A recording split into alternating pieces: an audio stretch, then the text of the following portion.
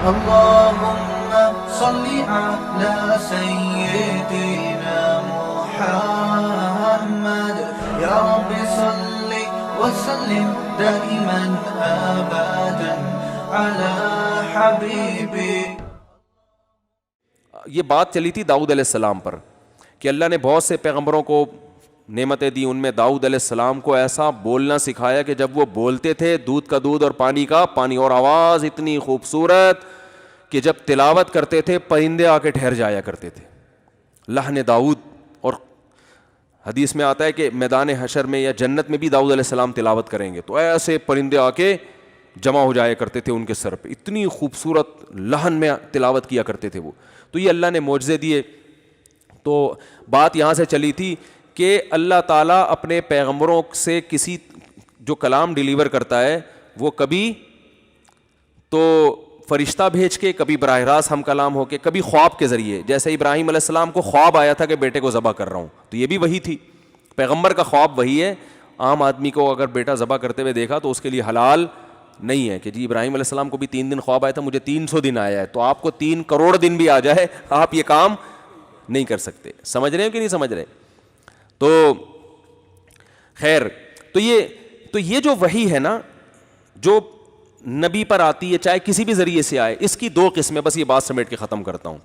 ایک وحی کو کہتے ہیں وحی ہے وحی مطلوع. مطلوع کا معنی ہے جس کی تلاوت کی جاتی ہے، جو اللہ کی کتاب میں جو وحی ہے. اور ایک وحی ہوتی ہے غیر مطلوع، پیغام اللہ کا ہے لیکن اس پیغام کو نبی نے اپنے الفاظ میں ڈیلیور کیا ہے، وہ ورڈنگ اللہ کی بولو بھائی نہیں ہے. اور اس کی بہت ساری مثالیں ہیں، بہت سے احکام ایسے ہیں جو قرآن میں نہیں ہیں لیکن قرآن نے کہا کہ یہ اللہ کا، یعنی نبی ہم نے آپ کو یہ حکم دیا ہے، حالانکہ وہ ہمیں نہیں ملتا قرآن میں کہیں بھی. تو اس سے پتہ چلتا ہے اللہ نے دیا تھا لیکن نبی نے اس کو اپنے الفاظ میں بیان کیا ہے. تو اس میں نبی کے اپنے الفاظ ہوتے ہیں. پھر جب صحابی نبی کے ان الفاظ کو نقل کرتے ہیں تو بسا اوقات صحابی بھی ان لفظ کو کیا کر دیتے ہیں، چینج. مفہوم وہی ہوتا ہے لیکن الفاظ کیا ہوتے ہیں، چینج. پھر تابعی جب صحابی سے سنتے ہیں تو بعض دفعہ وہ بھی چینج کر دیتے ہیں. تو اس لیے حدیث میں صحیح حدیث جو ہوتی ہے نا، وہ اس پر یہ ایمان تو واجب ہے کہ یہ نبی ہی نے فرمایا ہے، یہ حکم نبی کا ہے، لیکن الفاظ نبی کے ہیں یہ آپ یقینی نہیں کہہ سکتے. لہذا وہ الفاظ جب قرآن کے الفاظ سے ٹکراتے ہیں تو پھر ترجیح کس کو دی جائے گی، قرآن کو. یہ فقہا کا اصول ہے جو بہت سے لوگوں کو معلوم نہیں ہے، اس لیے وہ امام ابو حنیفہ پر، مجتہدین پر طنز کرتے رہتے ہیں. تو بخاری کی یہ حدیث ہے تو مسلم کی یہ حدیث ہے تو فلانی. بھائی یہ حدیث کو انہوں نے دوسری آیتوں پر پیش کیا ہے، اس کے بعد دیکھا ہے کہ وہ بالکل واضح ہے تو اس لیے اس پہ فتویٰ دیا ہے. تو ایک دلیل نہیں دیکھی جاتی. تو میں یہ عرض کر رہا تھا کہ اس میں بعض دفعہ یہ ہوتا ہے کہ جب صحابی حدیث بیان کرتے ہیں تابعین، تو محدثین آخر میں جو حدیث کے الفاظ میں جب اختلاف آتا ہے تو کہتے ہیں واللفظ لمسلم، حدیث بخاری میں بھی ہے مسلم میں بھی، لیکن جو الفاظ ہم نے لیے ہیں وہ مسلم سے، کیونکہ امام مسلم ذرا اس کا زیادہ اہتمام کرتے تھے کہ الفاظ میں چینجنگ نہ ہو. امام بخاری نے اس کا تو اہتمام کیا کہ حدیث کی سند خاندانی ہونی چاہیے، لیکن الفاظ کی جو کریکشن ہے نا اس کا امام مسلم نے اہتمام زیادہ کیا ہے. الفاظ میں امام مسلم نے بہت زیادہ کہ جس طرح انہوں نے راوی سے سنی ہے اس میں بالکل ایک ایک حرف کی بھی تبدیلی ہے نا تو وہ بھی بیان کیا کہ اس حرف کو فلاں راوی نے اس طرح بیان کیا، فلاں راوی نے اس طرح بیان کیا. اس میں امام مسلم کا مقام، صحیح مسلم کا مقام بخاری سے زیادہ ہے. جب بھی کوئی حدیث بخاری اور مسلم میں دونوں میں ہوگی نا تو جو الفاظ میں جو مسلم کے الفاظ ہیں اس کو زیادہ ویلیو دی جاتی ہے علماء کے نزدیک، الفاظ پھر مسلم کے. ہاں اگر دونوں میں ٹکراؤ ہے تو پھر بخاری چونکہ زیادہ صحیح ہے تو اس کو ترجیح دی جاتی ہے. خیر، تو یہ بات میں جلدی سے سمیٹ رہا تھا. یہاں یہ کہاں سے آئی، یہ بات شروع کہاں سے ہوئی تھی کہ وحی کی تو 2 قسمیں ہیں نا، وہ میں نے بتا دی. ایک وہ جو اللہ کا کلام ہے، ہاں اب آیا مجھے دماغ میں، بس وہ سمیٹ رہا ہوں بات کو. تو جیسے اللہ کا اپنا کلام ہے، جب وہ نبی پڑھ کے سنائیں گے اس میں نبی کو بھی تبدیلی کی اجازت نہیں ہے، تو اس کلام کا اثر یقیناً زیادہ ہوگا کہ نہیں ہوگا، کیونکہ وہ خالق ہے. اور یہاں نبی کے اپنے الفاظ ہیں، ظاہر ہے ان الفاظ میں ویسی بلاغت تو نہیں ہوگی نا جیسے اللہ کے کلام میں ہے، ان کا ویسا اثر نہیں ہوگا تو ان کی اہمیت زیادہ ہوگی. کیا خیال ہے بھائی؟ پھر نبی کے جو اپنے الفاظ ہیں، جو بیانی وہ الفاظ تھے، وہ زیادہ معتبر ہیں بنسبت صحابی نے اپنے الفاظ میں جو اس کو ادا کیا. آ رہی ہے سمجھ میں؟ اگر ہمیں ایک صحابی سے ملتا ہے کہ انہوں نے اس حدیث کو ان الفاظ سے بیان کیا اور انہوں نے دعویٰ کیا کہ میں نے ورڈنگ بھی وہی استعمال کی ہے جو کس کی تھی، نبی کی، تو پھر ہم اس کو حدیث کو ترجیح دیں گے. جیسے التحیات ہے, ہم جب التحیات للہ والصلوات والطیبات السلام علیکہ ایھا النبی ورحمۃ اللہ وبرکاتہ, وہ کیا یار میں التحیات ہی بھول گیا, صبح شام پڑھتا رہتا ہوں. التحیات للہ والصلوات والطیبات السلام علیکہ ایھا النبی ورحمۃ اللہ وبرکاتہ السلام علینا وعلی عباد اللہ الصالحین اشہد ان لا الہ الا اللہ واشہد ان محمدا عبدہ ورسولہ. یہ جو التحیات ہے نا, یہ حضرت عبداللہ بن مسعود فرماتے ہیں کہ مجھے نبی نے التحیات کے یہ الفاظ بتائے. عبداللہ بن عباس بتاتے ہیں کہ مجھے نبی نے التحیات کے یہ الفاظ بتائے. ٹھیک ہے نا. اب عبداللہ بن عباس جو الفاظ بتاتے ہیں اس میں التحیات للہ التحیات, آگے مبارکات کے الفاظ میں التحیات للہ المبارکات, کچھ اس طرح کے الفاظ ہیں, مجھے پورے الفاظ یاد نہیں آ رہے. اس میں مبارکات کے الفاظ کا کیا ہے, اضافہ ہے کہ مبارک کلمات اللہ کے لیے ہیں. تو تھوڑا سا دونوں کے التحیات میں کیا آ رہا ہے, بولتے کیوں نہیں بھائی, ہلکا سا فرق آ رہا ہے التحیات کے الفاظ میں. تو امام ابو حنیفہ نے عبداللہ بن مسعود کے التحیات کو لیا ہے, ترجیح دی ہے اس کو. بعض فقہا نے عبداللہ بن عباس کے الفاظ کو, کیونکہ عبداللہ بن عباس اہل بیت میں سے تھے, تو انہوں نے کہا جو چونکہ اہل بیت میں سے ہیں لہذا ان کے الفاظ کو, بھائی نبی کے خاندان کے ہیں نا, ان کے الفاظ کو ترجیح دی.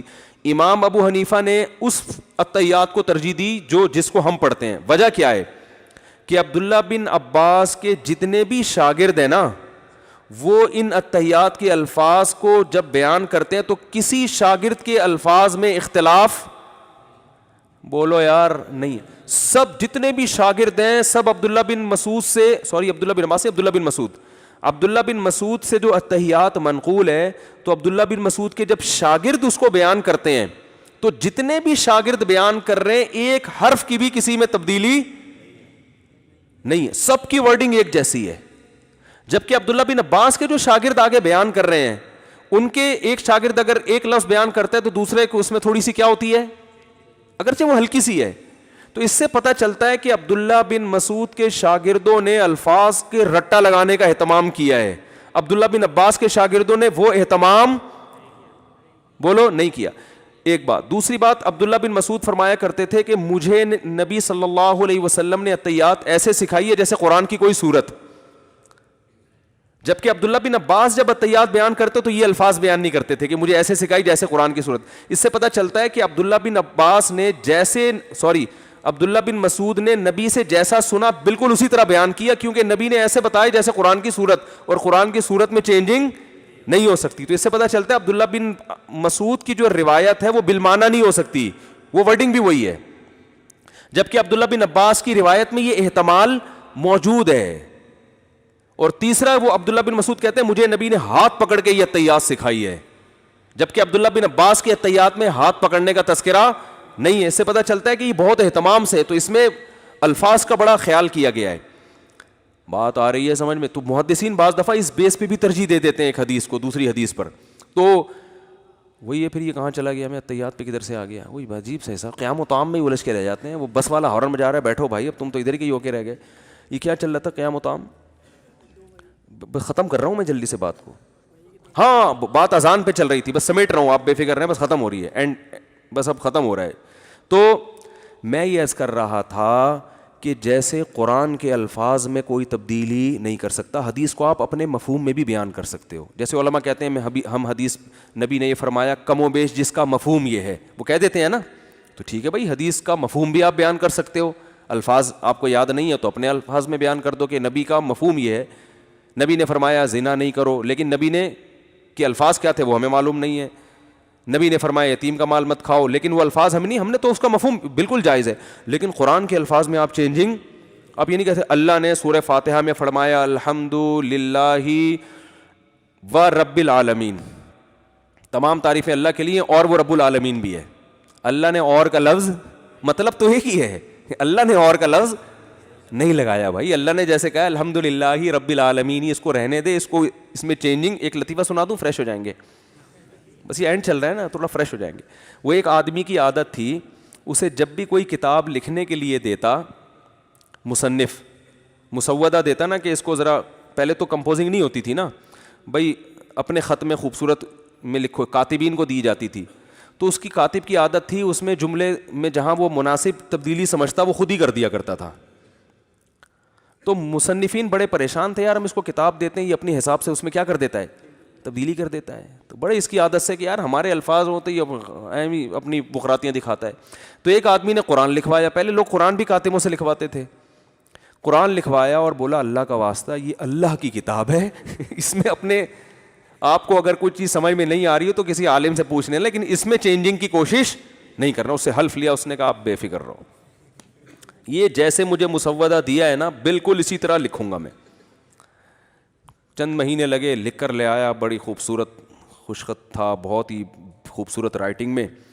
یہ جس نے لکھوایا تھا بڑا خوش ہوا اور کہا کہ بھائی دیکھو ماشاءاللہ بڑا اچھا لکھا آپ نے, کوئی چینجنگ تو نہیں کہہ رہے, نہیں بس ایک تھوڑی سی چینجنگ میں نے کی ہے اور وہ آپ اس کو سن کے خوش ہو جاؤ گے. یہ حیران, بھائی اللہ کا کلام ہے. کہہ رہے نہیں ایسی چینجنگ کی آپ کو خوشی محسوس ہوگی, اس سے آپ پریشان نہیں ہوگے.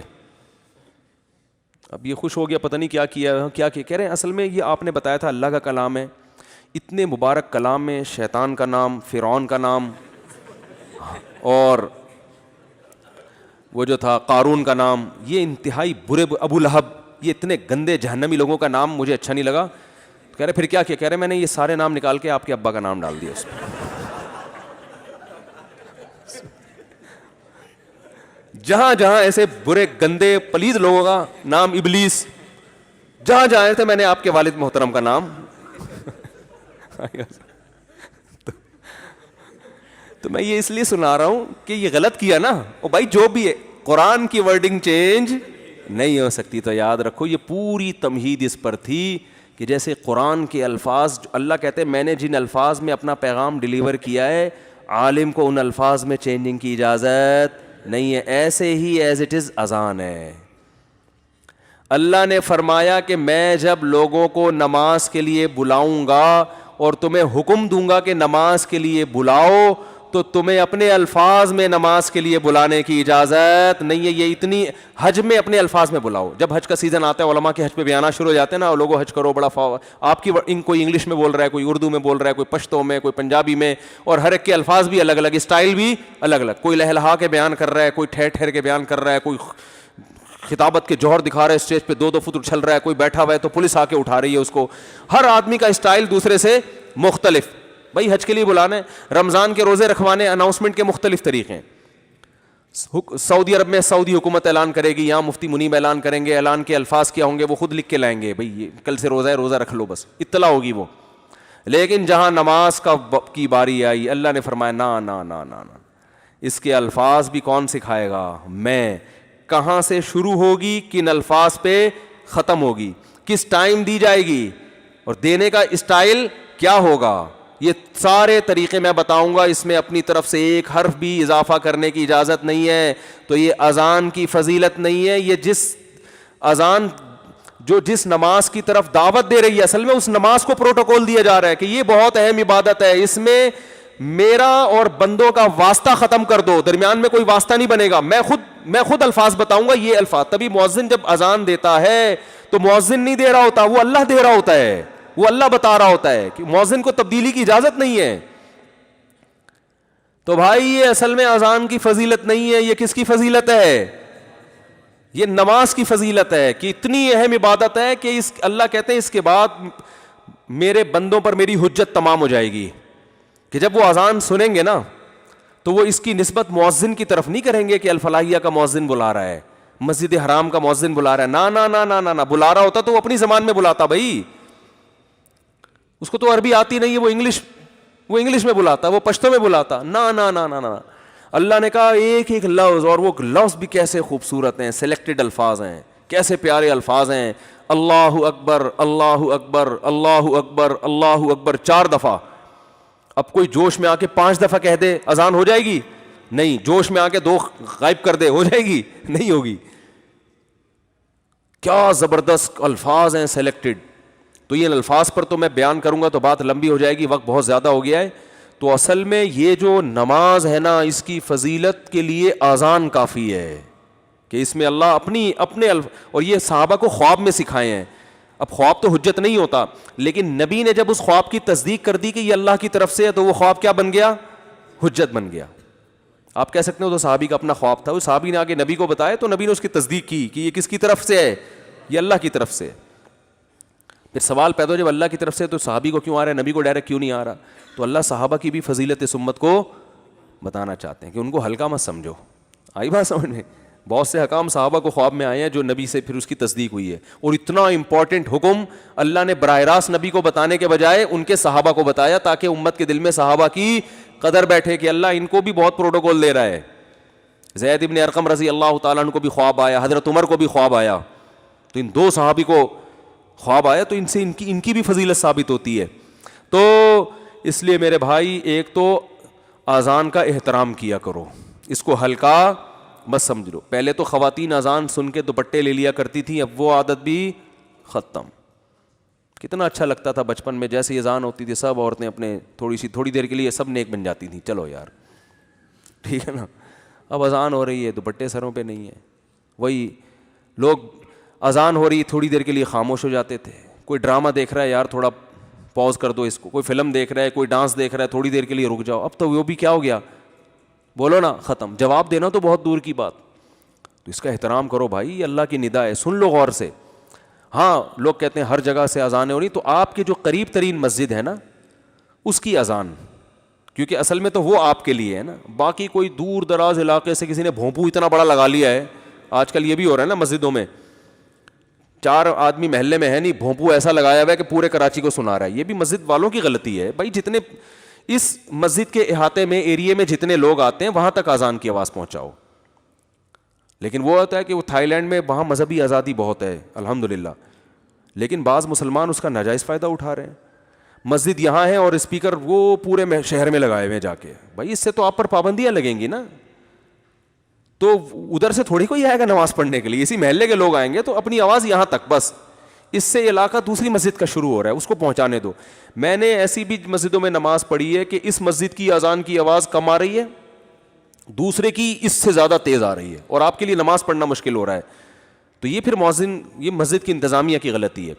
تو آپ کی جو محلے کی اذان ہو اس کا احترام. پھر جو ہو رہی ہیں تو وہ کوئی کر لے تو اچھی بات ہے, نہیں تو پھر وہ لازم نہیں ہے, کوئی ضروری نہیں ہے. لیکن کم از کم ایک اذان جب وقت پر ہوتی ہے تو اس کو تو انسان تمیز سے سن لے. لیکن یہ بڑا مشکل کام ہے کیونکہ اس میں نہ پیسے ملتے ہیں نہ کوئی FIR کٹتی ہے, تو یہ بڑا مشکل. لوگوں کو میں نے دیکھا ہے چپ کرانا اذان کے وقت دنیا کا سب سے مشکل کام ہے. چپ ہی نہیں ہوتے, اتنا مشکل ہو جاتا ہے. اور اسی میں ایک بات یہ بھی یاد رکھو, علماء کہتے ہیں جو بہت زیادہ لمبی اذانیں دی جاتی ہیں یہ بھی خلاف سنت ہے. بعض اذان دیتے ہیں کھینچتے چلے جاتے ہیں, کھینچتے چلے جاتے ہیں, کھینچتے چلے جاتے ہیں. لوگ کہتے ہیں حرم میں ہوتی ہیں, حرم کا ماحول الگ ہے, وہاں تو جاتے ہی اذان سننے کے لیے نا, یہاں لوگ مشغول ہیں. تو جتنی اذان شریعت نے بتائی ہے, لفظ اللہ پہ اتنا لمبا مت تھوڑی ہے کہ اللہ کوئی مت تھوڑی ہے اس کے اوپر, کھینچتے جا رہے ہیں کھینچتے جا رہے ہیں کھینچتے جا رہے ہیں. مؤذن اپنی وہ دکھا رہا ہوتا ہے کہ میرا کتنا لمبا سانس ہے. تو نارمل ہونی چاہیے اذان, حقیقت ہے. وہ بھی بعض دفعہ ہم نیت پہ تو شک نہیں کرتے, لیکن لگتا ہے ایسا ہی ہے, یہ اپنا گلا دکھا رہا ہے کہ میں کتنا اسٹیمنا ہے میرے اندر. تو بھائی اسٹیمنا کے لیے آپ 4 شادیاں کرو, وہاں دکھاؤ اپنا اسٹیمنا کہ میرے میں کتنا اسٹیمنا ہے. اسٹیمنا دکھاؤ, آپ کسی رنگ میں جا کے پہلوان سے لڑو, یا پانی میں منہ دو اس کو نکالو کہ دیکھو میں کتنی دیر تک پانی میں اپنے آپ کو. اذان کا احترام چونکہ کرنا پڑے گا لوگوں کو, تو لوگوں کو آزمائش میں مت ڈالو. میں نے بعض دفعہ دیکھا ہے لوگ اذان کا احترام کرتے ہیں, بیٹھے ہوئے مسجد کے باہر کے اذان ہو رہی ہے, لیکن جو مؤذن نے کھینچی ہے تو پھر ہم تو پھر بھی کہتے ہیں بھائی جتنا بھی کھینچ لے سنو, کوئی مسئلہ نہیں ہے, تھوڑی دیر زیادہ خاموش رہ جاؤ, سارا دن سے بول ہی رہے ہو نا. لیکن مؤذن کی بھی ذمہ داری ہے کہ لوگوں کو آزمائش میں نہ ڈال, کیونکہ اتنی اذان لازم نہیں ہے شریعت میں, تھوڑا سا اس کو مختصر کرے. ہاں اقامت سے لمبی ہو لیکن اتنی بھی لمبی نہیں ہو کہ اللہ کھینچتے جاتے حی علی الصلاۃ اس کو کھینچ رہے ہیں, تو اتنا نہ کھینچو میرے بھائی. تو وہی ہے کہ قاری صاحب گئے, کہنے لگے کہ حلوائی کی دکان پہ شیرہ ہے, شیرہ وہ تو راہ کو موٹا پڑیں گے نا, تو مٹھائی والے نے کہا ہے مگر اتنا گاڑھا نہیں ہے ہمارے پاس جو نارمل شیرہ ہوتا ہے بس وہی.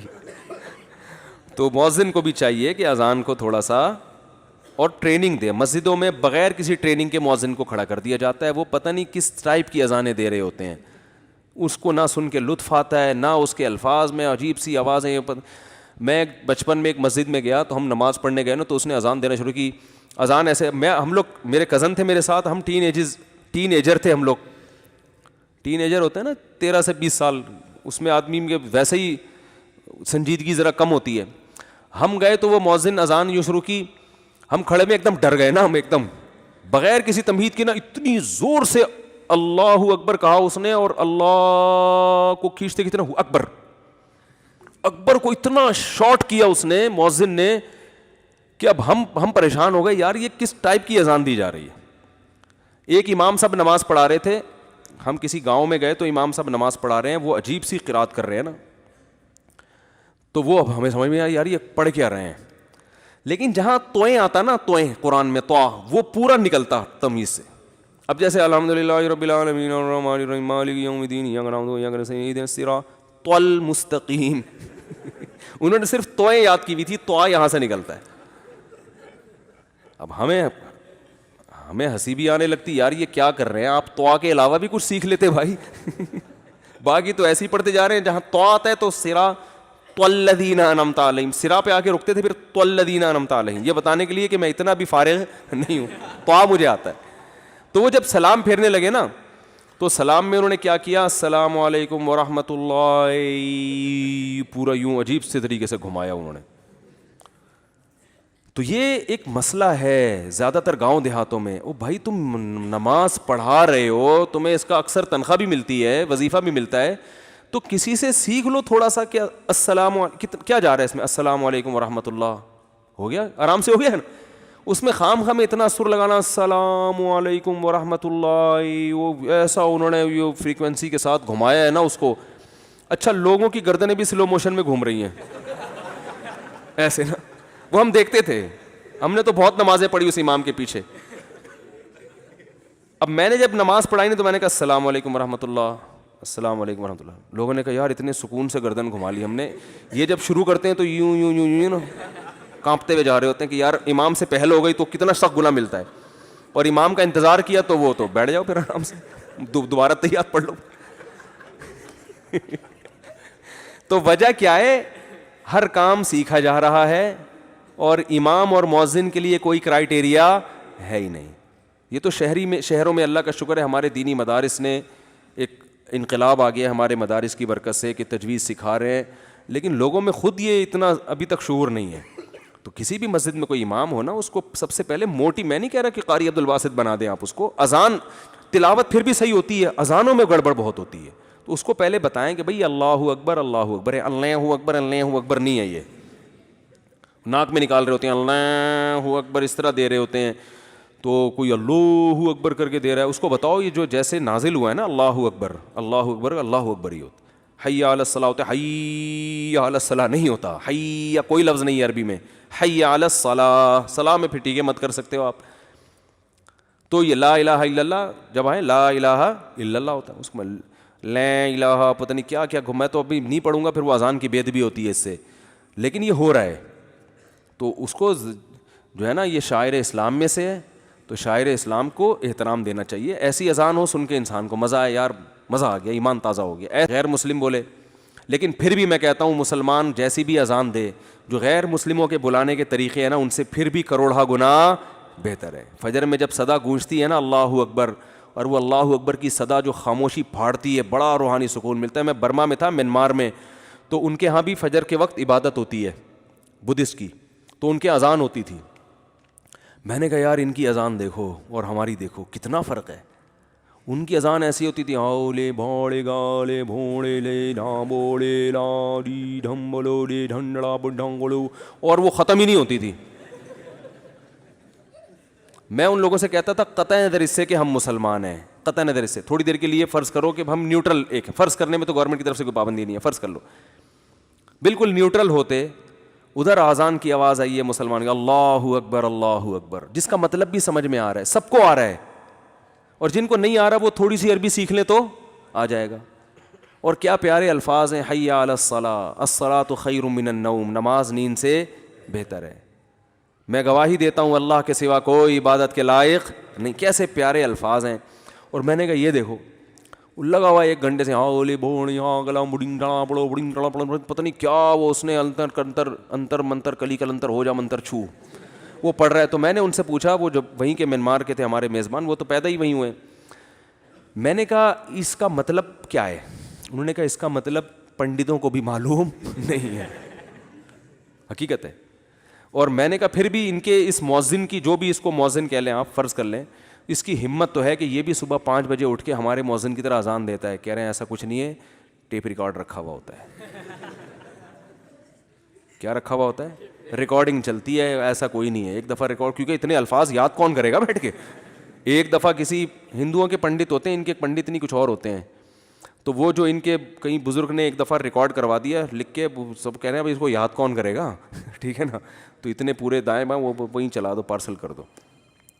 تو شکر ادا کرو بھائی, اللہ نے کیا دیا ہے؟ اسلام دیا ہے. تو اس کی قدر آنکھ بند ہونے کے بعد ہوگی. اللہ عمل کی توفیق عطا فرمائے. مفتی طارق مسعود صاحب کے بیانات سننے کے لیے youtube.com/مفتی طارق مسعود کو سبسکرائب کریں, اور اگر آپ لائیو ویڈیو کو کبھی بھی مس نہیں کرنا چاہتے ہیں تو سبسکرائب کرنے کے بعد بیل آئیکن پہ کلک کرنا مت بھولیں. جزاک اللہ.